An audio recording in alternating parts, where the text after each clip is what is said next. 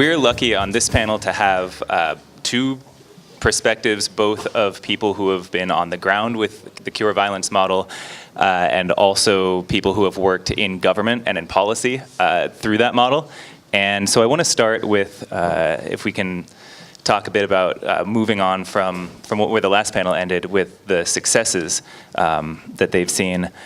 I wonder if you can talk a bit about what you want people to get about Cure Violence, what you want people to understand, or what people aren't quite getting about the model. And Cobe, I wonder if we can start with you.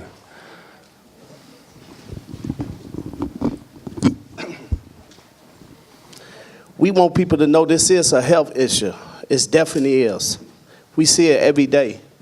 Our job ain't to worry about people selling drugs, people being in gangs, or none of that. That's not our job. We focus on stopping shooting and killing on the front end. I remember one of my close best friends. We grew up together. He was like 10 years old. He hid in the closet and watched his mother and father get killed. So after he saw that, as he got older, what happened? He became a killer. He became a shooter. He ended up getting 100 years in prison. So around that time, I was in prison with him. So I did like 12 years. So while I'm in prison, you know, one thing about Chicago, if you know about gangs, you know about structure and all that, violations. I mean, you live by the structure, the code of conduct. So while I was in jail, they were saying, man, your little homie down there, man, on the wing, they beat him up every day. I'm like, what you mean? So I'm thinking like some outside people beat him up, but his home crew was beating him up because they was violating him for acting out, kicking off rides, gangbanging. So I was able to intervene right then, even with that incident, just to let him know he had mental problems. He watched his mom and father get killed. So they didn't understand that at first, but once I had to break it down to them, so that's what we see every day in the community. So that's why I love this approach where we meet people where they at, we build relationships, and we want people to know that this is a health problem more than anything. This ain't no lock-up problem. This is a health problem.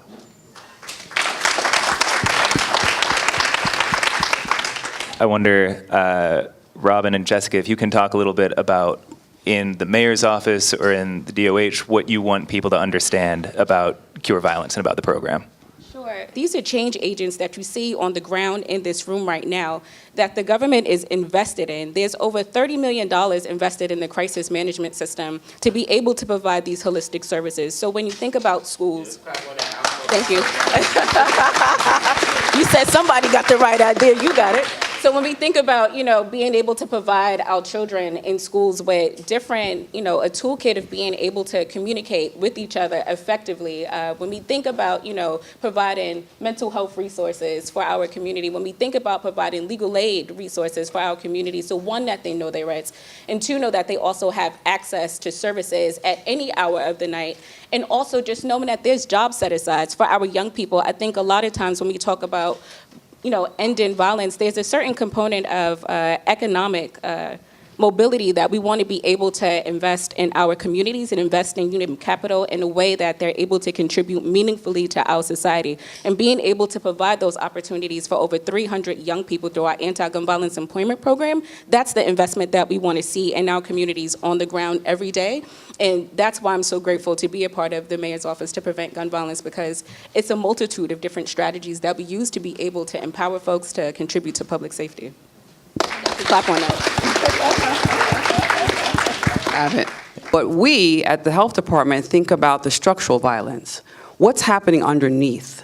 Why in our communities, right, that they don't have the services that are needed? Yes, we have wraparound services, and that's great, but we have to go a little bit deeper, y'all, right? The public health issue is that there's structural and racial violence that's happening against the people that are in these neighborhoods. And we're looking at the health department on making changes around structural violence and around structural racism.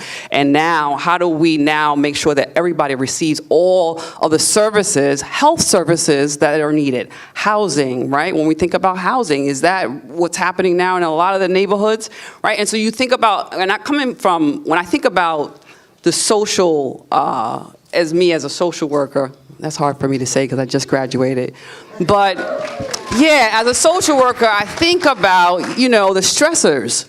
How folks, on every day have to deal with certain systems, right, and policies that are working against them. The outcome will be violence. And so we really have to get to the root causes of what's happening in our neighborhoods.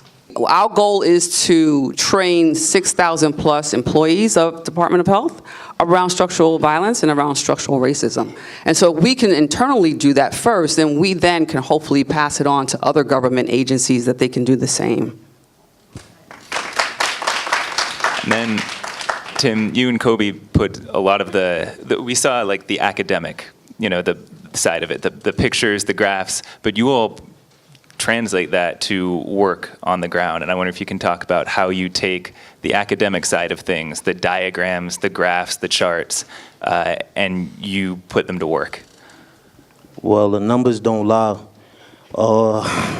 That's one thing. So we just go out there, we apply the model. We got great people on our team. Right now, we at 1,070 days, no homicides, 169 days, no shootings. So basically, we just apply the model, take the resources that we get from all the wraparound services, give them to the participants in the neighborhood, and that's basically how you change the mindsets. And then the numbers, you start to see the highest risk people start to buy in, then they go back out and they talk to the people that we try to reach, so they make our job easier. You start to see the gun violence reduce, and that's how you start to see more safe neighborhoods like ours, Everybody in here plays a great part of how the numbers look, because you got to do a lot of things at this. You got to do training, you got to do briefing, you got to do debriefing, you got to do weekly staff meetings, weekly supervisions and all that. When you talk about mapping and all that, mapping exercise, pinpoint this and that. So it's just important, though, to let everybody know it's a team. It don't work without the team. We got to be together, and I love this work. It changed my life, changed most of my coworkers' life, but we're a team, man. I'm just so happy to see everybody. So I think all y'all need to give y'all self a hand. Jessica, how close is the mayor's office working with people who are actually on the ground, doing the work? I'd like to say very close. But I definitely think that in building out different supports for our crisis management system teams, we definitely recognize that, yes, cure violence is one component of it, but also in this hub, you're also developing and professionalizing a workforce and being able to have that support, because I believe on the last panel, I can't remember who said it, but credible messengers can be anyone. You know what I'm saying? So being able to, one, if you start off as a VI, you go up to be an outreach worker, et cetera. You could be running a DYCD Cornerstone site. You can be a teacher. You could be a professor. You could be in a multitude of roles, being able to establish that message of leadership, because we understand that being a key stakeholder in your community and also being a leader in your community, there needs to be supports around that so you could be able to thrive as an individual, because I see this only as a launching board or a launching pad for the workforce that we have here. And building out different opportunities. One that comes to mind is through the New School Institute for Transformative Mentoring, being able to provide that opportunity not only for the participants, but then also for the staff to be able to develop that workforce. And then also through our agency partners like DOHMH, ACS, and also DOE, being able to provide a multitude of trainings for the staff that are in those settings, because we like to think of ourselves in being in every touch point where there's a young person or where there's someone that need, because we don't want to turn anyone away. So being able to provide the training for folks to thrive in those settings, and then also outside of those settings, is something that we aim to accomplish. And thanks for that. I want to talk also about some of the strengths and challenges of using a public health approach. So, Robin, I wonder if we can go back in time a little bit and talk about when the Department of Health started viewing gun violence as a public health issue, and then if you can sort of explain the idea of gun violence as an infectious disease for us. So the public health approach. So I'm going to go back a little bit beyond Department of Health. I was working in Harlem as a program manager for Operation Snug back in 2010, and that's when the state gave money for a year to do this program. Imagine that, a year to do this program. And so in about 2012, Department of Health was approached to be the conduit to the funding. At that point, they then offered support around, cure violence and how to, I guess, enhance in some ways, because that's where the hospital piece came about. But I think that it was a good fit.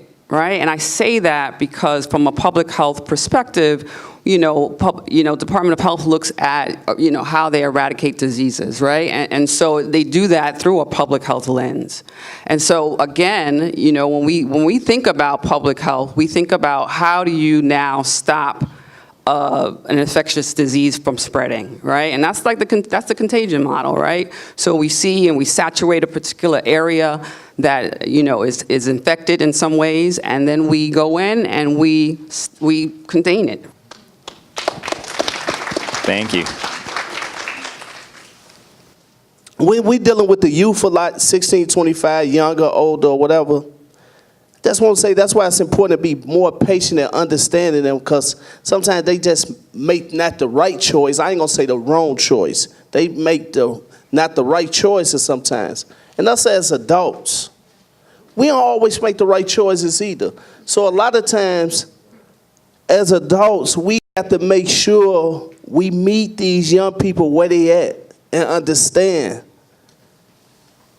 We don't know what nobody is going through. We always assume what they might be going through. If people don't share you their story and let you know what they're going through, you can't assume what they're going through. So it's important to be patient and be understanding and listen more to them. Then you'll know what steps to take to help them get to the next level. And sometimes I want to ask you a little about that. I've heard you say before that you sometimes can't mediate conflicts without a confrontation. How do you find the balance between mediating and a conflict and the confrontation that's necessary to get there? Right. So when we talk about, when you mediate things, and then when we talk about confrontation, you're talking about confrontation sometimes. A lot of times when you bringing people together, and you think about mediation and all that, sometimes when you in that process, people start bringing back up everything they did in the past to them and all that. I remember you owed me money. I remember you did this. I remember you done that. Your job is to make sure you facilitate it where you stay on the topic that's at hand right then. You don't let people bring up what happened 2-3 years ago or 5 years ago and all that. Stay on what happened then. So once you stay on that topic of what happened then, you're able to intervene more right then and talk about it more. So that's why I say a lot of times when we always think about mediation, everybody always, we got to bring the parties together and mediate. No, you ain't going to bring them together all the time. Sometimes you ain't going to bring them together. Sometimes you won't be, man, he agreed to stay on his side, he agreed to stay on this side. As long as he don't come on my block, I ain't gonna come on his block. You don't always bring people together. It don't work like that a lot of times when you think about the mediation. And a lot of times it get difficult at times when you mediate certain situations where people come from different backgrounds, sometimes. So it's a combination of a lot of things. I could go on and go on, but I don't want to do it. Gotcha, thank you. And then in our last few minutes, I want to start down at the end, and we'll bring it back this way. If you could talk maybe about what you feel like is next for you or for the model, for the program, anything that you feel like should be either for you personally or for a bigger institutional idea, the next steps. So we'll start with Robin. So for us, I think the next step is to expand our training, right? And so right now we do the core training, right? The core training, excuse me. And we are looking to expand it because we know that it's important that credible messengers have not just the skill sets and live experience that they bring to this job, but to make sure that they can elevate, right? We talk about elevation, right? We're not talking about being stagnated. We're talking about how do we allow folks to move in a way so that even if Cure Violence is not here today, how do they now go out to other places, right, and show that their credibility is worthy? And so we want to make sure that we prepare our credible messengers. We want to make sure that they are, understanding that, I sometimes call you all, community health workers, right? Well, we want to credentialize that, though. But I do, because I know that you are out in the community and you're doing things that are healthy to heal your community. And there are other people that are doing community health works, right? But we want to make sure that you are prepared for that, right? And so our thought process is to educate you around, there are different levels of trainings that we're looking at: risk reduction, we're looking at mental health first aid, right? We're looking at, possibly just, expanding out some of the trainings that you already have around violence as a public health issue. Because you really need to understand what is those structural and systems that are working against us in some ways, so that you have a better understanding of what's happening in your community. I didn't do my darndest on Department of Health, right? And what I mean by that is that we started this process in 2012, right? And it was only 5. I got to the Department of Health in 2013, and it was 5 people working with 6 sites, and then it expanded, right? Quickly expanded to 8, and then 13, and then 18, still with almost the same amount of people, right? And the capacity, right, to take on 18 sites, right? Now we have 9 people, thank God. But we did a darn good job. I have to call that out, right? Can the team stand up? I want you to give them a round of applause. Kaliana, Jessica, Princess, Cliff is in the back. That's right. Right, yeah. Darn good job, right? And doing this work, right? And really wanting to support. And I have to say, because I come from, a nonprofit CBO background, worked as workforce development. And I knew when I got to the Department of Health that I was working with people that cared about people. And I said, you know what? I could stay. Because I wasn't going to stay with government. But when I got to this department and realized people were loving people and people were caring about the people that were on the ground, I was like, you know what? I could stay. And our job is to support, is to make sure that you all are equipped with the right tools so that you could go out and do what you need to do. Thanks, Robin. So what's next for me personally? I want to become a national trainer like Marcus and Cobe. So that's what I want to do. Yeah. And my man Shanduke too. Yeah, we want to become national trainers. Just doing this work, 7 years, like I said, mastered. I feel like I mastered it. I've been an outreach worker supervisor, program manager, hospital responder site manager. And I just love my team. Can my team stand up, please? Yeah, please. Those my peoples, man. So, I'm still trying to get the jitters out. I'm not even gonna hold y'all. I'm mad nervous. Yeah, that's what I want to do. I still help my team go over trainings, do in-house trainings. People from other sites call me. I give them advice. And I just love helping people. This job gave me a platform just to go back out and help individuals. I was always a helping person. So now when I started working for Man Up, I had resources to go back in the neighborhood and give people. And now I just want to try to expand my horizons. I ain't gonna cry. I'm nervous. I ain't gonna cry. I'm just a little nervous, but I'm good. Just creating platforms, like I said, to open doors for participants to become workers. Brother Bishop Malone was my participant. He's a site manager for the Alpha side. Brother Matt in the back, he was my participant when I first started in 2010. He's a VI about to, possibly move up. And we had another VI, but he had got another job. Another participant from Brother Farrow in the back, he's in training right now, and now he's a violence interrupter. So open doors for other people to come in and for us to expand and do other things like become national trainers with Marcus and Cobe. So, that's what. So we move up. We change the mindset of the participants. They become workers, and they go back and they replicate the model, and they change the community mindsets, and that's how you do the model. Thanks. Jessica, what's next? He said, Marcus, book his ticket.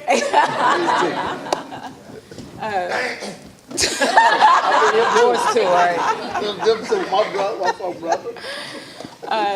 So no, definitely building off the energy of Tim, definitely continuing to grow and develop the crisis management system as a whole as we see it, because we definitely understand and we see the value of having the crisis management system being operationalized into city agencies and embedded in the way that city agencies do their work, not only with young people, but also in regards to the way that they interact with community. I think a lot of times in government, people can lose sight of the autonomy and the power that comes from empowering the community to be able to work and to be able to determine what's best for their community, what's best for their young people. So definitely being able to continue to build that and operationalize that throughout city agencies. And then also, I think, as we see, as Tim pointed out, the development and the growth of everyone that he has come across on his team, being able to continue to build and amplify the platform of every single credible messenger in this room is what the Office to Prevent Gun Violence aims to do.